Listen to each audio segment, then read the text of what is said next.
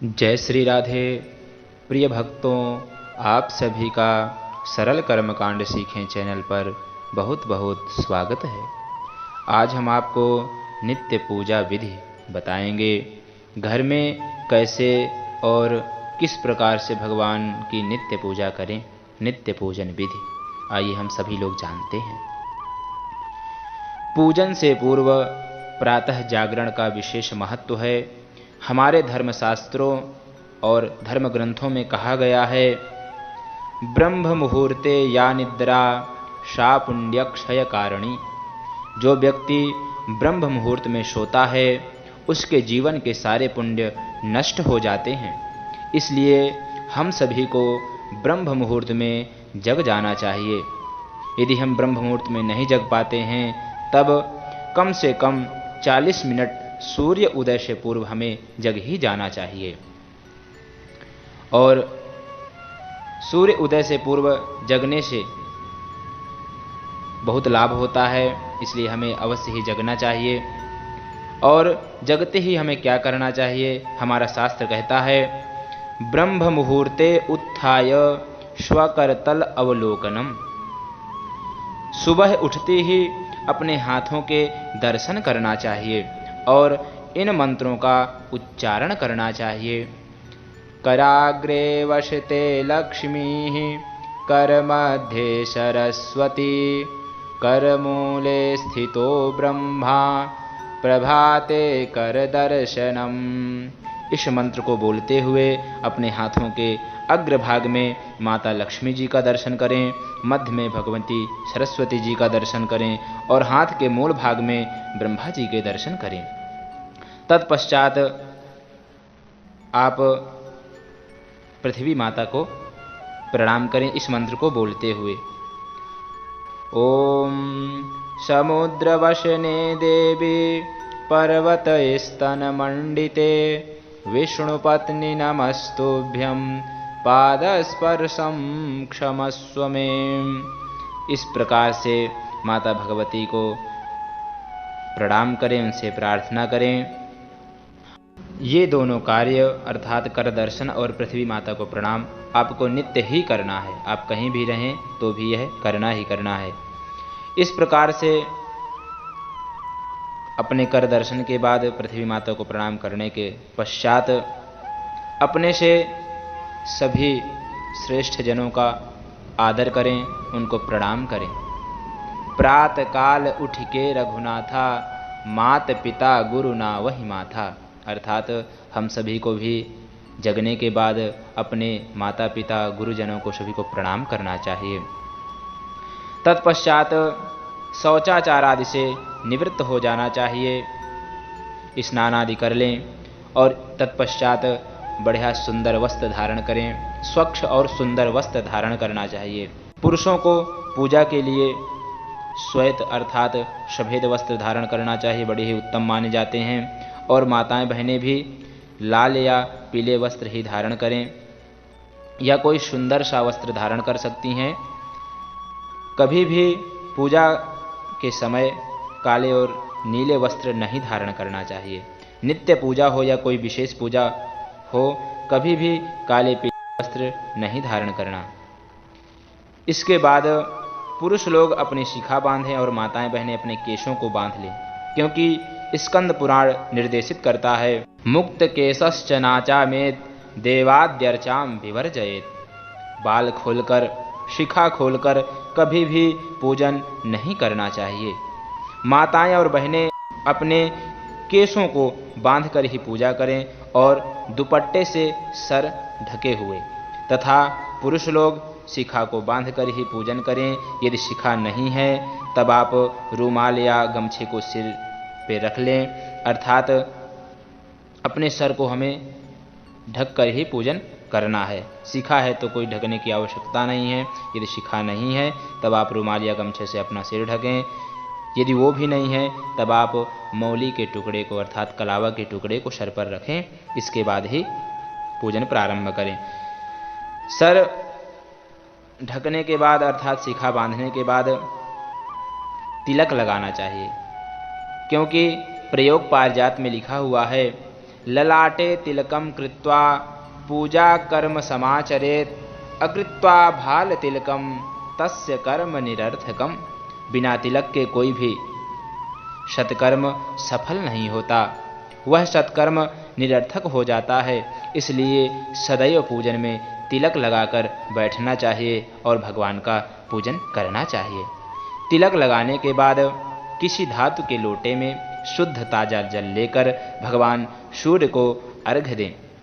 पूजन कर्म में कभी भी बासी जल का प्रयोग नहीं करना चाहिए, क्योंकि हमारे शास्त्र कहते हैं जलम पर्युषतम त्याज्यम। बासी जल पूजन में त्याज्य है, वर्जित है। वासी जल का प्रयोग कभी भी पूजन में नहीं करना चाहिए। या फिर कोई विषम परिस्थिति हो, ताजा जल नहीं प्राप्त हो सकता, तब एक लोटे में पहले थोड़ा सा गंगा जल रख बाद में जल मिलाएं, क्योंकि गंगा जल कभी भी बासी नहीं होता है। हमारे शास्त्र कहते हैं गंगा वारि न दुष्यति। गंगा जल कभी भी बासी नहीं होता है, अर्थात दूषित नहीं होता। इसलिए पहले किसी पात्र में गंगा जल को डालें, बाद में जल को उसमें डालें। यही शास्त्र का नियम है, बताया भी गया है। प्रथमम गंगा जलम च तत् निर्मलम जलम पूरयेत। इसी प्रकार से करें। लोटे में पहले गंगा जल फिर जल मिलाएं, यही नियम है।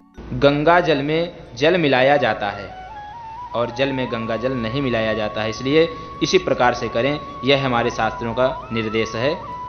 इस प्रकार से गंगा जल को जल में मिलाना चाहिए या जल को गंगा जल में मिलाना चाहिए। इस प्रकार से करने के उपरांत किसी धातु के लोटे में जल लेकर उसमें चंदन, फूल, चावल, रोली डालकर सर्वप्रथम भगवान सूर्य को अर्घ्य दें, क्योंकि हमारा शास्त्र निर्देश करता है रवि विनायकश्चंडी ईशो विष्णोः तथैव च अनुक्रमेण पूज्यन्ते व्यत्क्रमे तु महद्भयम्। क्रमानुसार ही पूजा करनी चाहिए। पहले भगवान सूर्य की, फिर गणेश जी की, फिर माता दुर्गा जी की, इसके बाद भगवान शंकर जी की तथा बाद में भगवान विष्णु की पूजा करनी चाहिए। यही हमारा शास्त्र निर्देश करता है। परंतु कुछ लोग कहते हैं आदौ पूज्य विनायकौ, अर्थात सबसे पहले भगवान गणपति की ही पूजा करनी चाहिए। यह सही है। पूजा तो पहले भगवान गणेश जी की ही होती है, परंतु गणेश जी से पूर्व भगवान सूर्य को अर्घ्य देने का विधान है। इस प्रकार से अब भगवान सूर्य को अर्घ्य दें और इन 6 नामों को जरूर ही बोलें। आदित्यम भास्करम भानुम रविसूर्य दिवाकरम षण्णाम स्मरणान्नित्यम महापातकनाशनम। जो भी भगवान सूर्य के इन 6 नामों को उच्चारण करता है, इन 6 नामों को बोलता है, वह कौन से ऐसे नाम हैं जान लीजिए। ओम आदित्याय नमः, ओम भास्कराय नमः, ओम भानवे नमः, ओम रवये नमः, ओम सूर्याय नमः, ओम दिवाकराय नमः। जो भी इन 6 नामों को भगवान सूर्य को अर्घ्य देते समय उच्चारण करता है, उसके सभी रोग और पाप नष्ट हो जाते हैं। आप रोग नाश के लिए भी इन नामों को जप सकते हैं। भगवान सूर्य को अर्घ्य देने के समय तो बोलना ही बोलना है, आप कुछ और भी इन मंत्रों का जप कर सकते हैं। भगवान सूर्य को अर्घ्य देने के बाद फिर से 1 लोटा जल भर लें और पूजन के लिए फूल, तुलसी पत्र, बिल्व पत्र आदि का चयन कर लें। यह ध्यान रखना चाहिए कभी भी फूल, तुलसी पत्र, बिल्व पत्र बिना स्नान किए हुए नहीं तोड़ना चाहिए और फूल, बिल्व पत्र, तुलसी पत्र आदि तोड़ने के बाद हाथों में नहीं रखना चाहिए, उसे किसी पात्र या टोकरी में ही रखना चाहिए। लोटे में जल को और फूल, बिल्व पत्र आदि को लेकर के अपने घर के पूजन स्थल अर्थात पूजन रूम में जाना है। जहाँ पर आपने भगवान के लिए मंदिर बना रखा है वहाँ पर आना है और हाथ का लोटा और फूल की टोकरी को जमीन पर नीचे रखकर दरवाजे या पर्दे को खोलने से पूर्व 3 बार ओम विष्णवे नमः, ओम विष्णवे नमः, ओम विष्णवे नमः कहते हुए 3 बार ताली बजानी है। इसके बाद इस श्लोक को बोलते हुए उत्तिष्ठोत्तिष्ठ गोविंद, उत्तिष्ठ गरुणध्वज, उत्तिष्ठ कमलाकांत, त्रैलोक्ये मंगलम कुरु। भगवान के मंदिर का पट या पर्दों को खोलना है। भगवान के मंदिर के यदि दरवाजे हैं तो दरवाजों को खोलें, यदि पर्दे हैं तो पर्दों को खोलें। इसके बाद भगवान को बड़े प्यार और वात्सल्य भाव से जगाना है और इसके बाद मंदिर में प्रवेश करें और सर्वप्रथम भगवान को प्रणाम करें तथा जल से भरे लोटे को भगवान के बाएं भाग में रख दें और स्वयं किसी आसन पर बैठ जाएं। बिना आसन के कभी भी पूजा नहीं करनी चाहिए। आसन के बिना भोजन, आसन के बिना पूजन कभी भी कहीं भी नहीं करना चाहिए। कभी भी आसन के बिना डायरेक्ट पृथ्वी पर नहीं बैठना है। आसन में बैठने के बाद ही आपको भोजन करना है या पूजन करना है। आसन पर बैठकर ही हमें किसी भी प्रकार का कोई भी कर्म करना चाहिए, डायरेक्ट पृथ्वी पर नहीं बैठना चाहिए। आसन पर बैठने के बाद इस मंत्र को बोलते हुए अपने ऊपर तथा समस्त पूजन सामग्री पर जल छिड़कें। ओम अपवित्रः पवित्रो वा सर्वावस्थांगतोऽपि वा यः स्मरेत् पुंडरीकाक्षं शबाह्याभ्यन्तरः शुचिः। यदि आपको यह मंत्र नहीं आता है तो आप 3 बार ओम पुंडरीकाक्षः पुनातु, ओम पुंडरीकाक्षः पुनातु, ओम पुंडरीकाक्षः पुनातु इस प्रकार से बोल करके समस्त सामग्री और अपने ऊपर जल छिड़क लें। अब जिस आसन पर बैठे हैं उसकी शुद्धि करें। ओम विष्णवे नमः, ओम विष्णवे नमः, ओम विष्णवे नमः 3 बार बोल करके आसन के चारों कोणों में थोड़ा थोड़ा जल छोड़ दें। इस प्रकार से आसन शुद्धि करने के उपरांत आचमन करें। इन 3 मंत्रों को बोलते हुए हम सभी को जल पीना चाहिए। ओम केशवाय नमः, ओम नारायणाय नमः, ओम माधवाय नमः। आचमन करने के बाद हाथों को धुल लें। आचमन के बाद कुशा की बनी पवित्री को अनामिका उंगली में धारण करना चाहिए, अर्थात सबसे छोटी वाली उंगली के बगल वाली उंगली में कुशा की पवित्री हो या धातु की कोई अंगूठी हो, उसे आप धारण कर लें। इसके बाद अब तिलक लगाना चाहिए, तो आपने पहले से ही तिलक धारण कर रखा है और शिखा भी बांध रखी है। अब इसके बाद आप भगवान के सामने देशी घी का दीपक जलाएं। दीपक को भगवान के बाएं तरफ रखना चाहिए और शंख को भी उसी के पास जल भरकर रख देना चाहिए यदि आपके पास शंख है तो। और गंधाक्षत पुष्प भगवान दीपक के समीप चढ़ा करके उनको प्रणाम करना चाहिए। अब भगवान दीपक को प्रणाम करने के उपरांत कांसे या पीतल की आपके पास थाली होगी, उसमें अष्टदल बनाएं और उसमें थोड़े से चावल और पुष्प छोड़ दें। इसके बाद भगवान की मूर्ति को उसमें स्थापित करें और शंख के जल से मूर्तियों को स्नान कराएं। पंचदेव भगवान का नित्य पूजन किया जाता है और भी जितने इष्ट देवी देवता का पूजन कर सकते हैं, परंतु यह तो हमारे सनातन धर्म में पंचदेव पूजन बहुत ही कल्याणकारी है और पंचदेवों का पूजन करना ही चाहिए। और जितने भी देवी देवता सबका पूजन करना चाहिए, परंतु पंचदेव पूजन होता ही होता है, इसलिए हम सभी को पंचदेव पूजन करें। भगवान गणेश जी, माता अम्बा अर्थात दुर्गा जी, भगवान शिव, भगवान सूर्य और भगवान विष्णु, इनको पंचदेव कहा गया है। इनका पूजन करें। और लड्डू गोपाल जी हैं तो विष्णु जी का ही रूप हैं, उनका भी पूजन करें। तो सभी का पूजन करें। सभी को शंख के जल से स्नान करा रहे हैं। यदि आप भगवान गणेश जी को स्नान कराएं जब, तो कौन सा मंत्र बोलना है? श्री गणेशाय नमः।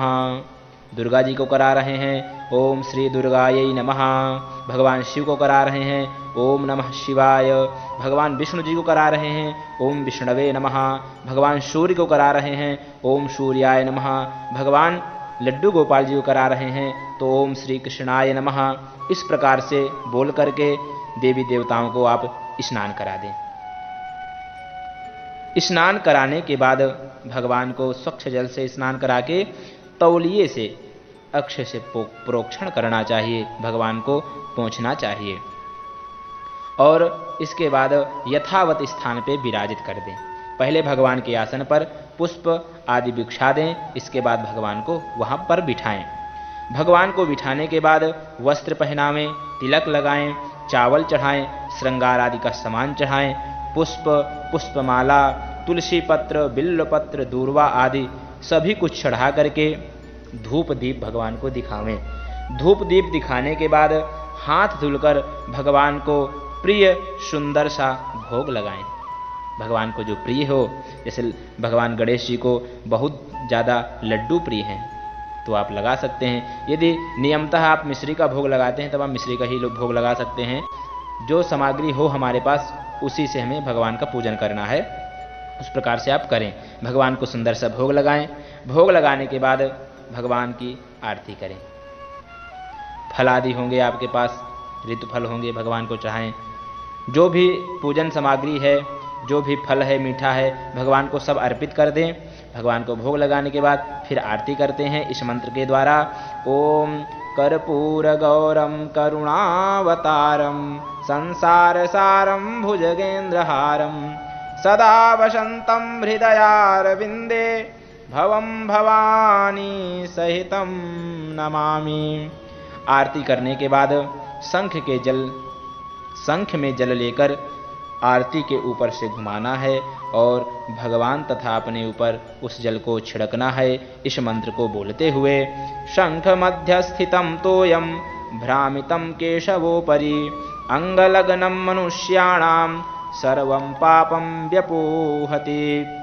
इस मंत्र को बोल करके भगवान के ऊपर और अपने ऊपर समस्त घर में पवित्र स्थानों में उस जल को छिड़कना है और इसके बाद अपने हाथों से आरती ले लें।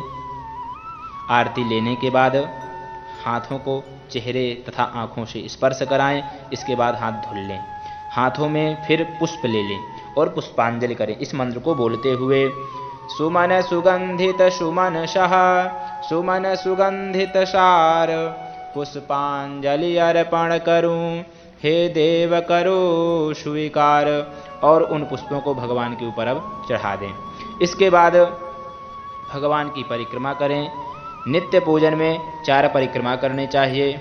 यदि आप कोई विशेष पूजन कर रहे हैं तब आप गणेश जी की 3 परिक्रमा करें, दुर्गा जी की 1 परिक्रमा करें, भगवान विष्णु की 4 परिक्रमा करें, भगवान सूर्य की 7 और भगवान शिव जी की अर्ध प्रदक्षिणा करनी चाहिए, ऐसा हमारा शास्त्र कहते हैं। परिक्रमा इस मंत्र को बोल करके करें। यानि कानि च पापानि जन्मांतरकृतानि च तानि सर्वाणि नश्यन्तु प्रदक्षिण पदे पदे। इस मंत्र को बोल करके आप भगवान की परिक्रमा कर लें। परिक्रमा यदि आप यह मंत्र नहीं बोल सकते हैं तब आप भगवान के नाम संकीर्तन करते हुए परिक्रमा कर लें। परिक्रमा के बाद भगवान को साष्टांग प्रणाम करें। इस मंत्र को बोलकर नमः सर्वहितार्थाय जगदाधार हेतवे साष्टांगोयम प्रणामस्ते प्रणयेन मया कृतः। माताएं बहनें घुटनों के बल ही बैठ करके प्रणाम करें और पुरुष लोग साष्टांग प्रणाम करें, ऐसा हमारा शास्त्र कहता है। माताओं को कभी भी संपूर्ण लेट करके प्रणाम भगवान को नहीं करना चाहिए। आप घुटनों के बल ही बैठ करके भगवान को प्रणाम करें और पुरुष लोग साष्टांग अर्थात संपूर्ण लेट करके भगवान को प्रणाम कर सकते हैं, करें। भगवान को प्रणाम करने के बाद इस मंत्र को बोलते हुए भगवान से प्रार्थना करें। त्वमेव माता च पिता त्वमेव बन्धुश्च सखा त्वमेव त्वमेव विद्या द्रविणं त्वमेव त्वमेव सर्वं मम देवदेव त्वमेव सर्वं मम देवदेव। इस प्रकार प्रार्थना करने के बाद अपने आसन के नीचे 1 चम्मच जल डालकर उस जल को माथे पर अवश्य लगाएं और यह बोलें, इंद्राय नमः। अन्यथा शास्त्र कहते हैं ऐसा न करने से इंद्र स्वयं पूजा के फल को ले जाते हैं, इसलिए हमें ऐसा अवश्य ही करना चाहिए। और आसन के नीचे जल लगाने के उपरांत भगवान के चरणामृत को हम लें और इस मंत्र को बोलें, अकाल मृत्युहरणं सर्वव्याधि विनाशनम विष्णुपादोदकं पीत्वा पुनर्जन्म न विद्यते।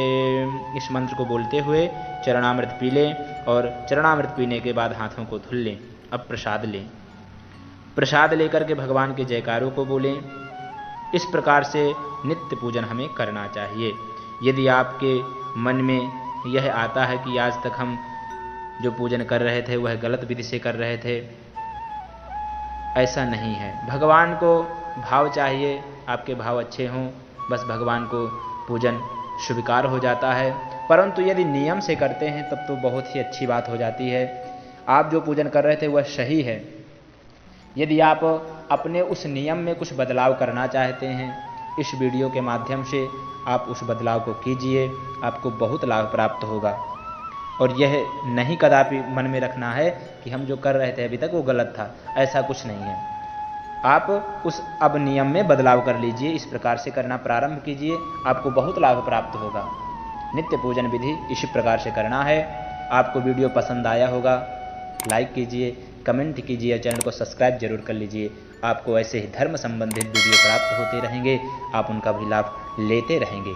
और यदि आपको कोई विशेष जानकारी चाहिए तब आप कमेंट के द्वारा हमें निर्देशित कीजिए, हम आपको उस कमेंट के आंसर को जल्दी प्रदान करेंगे।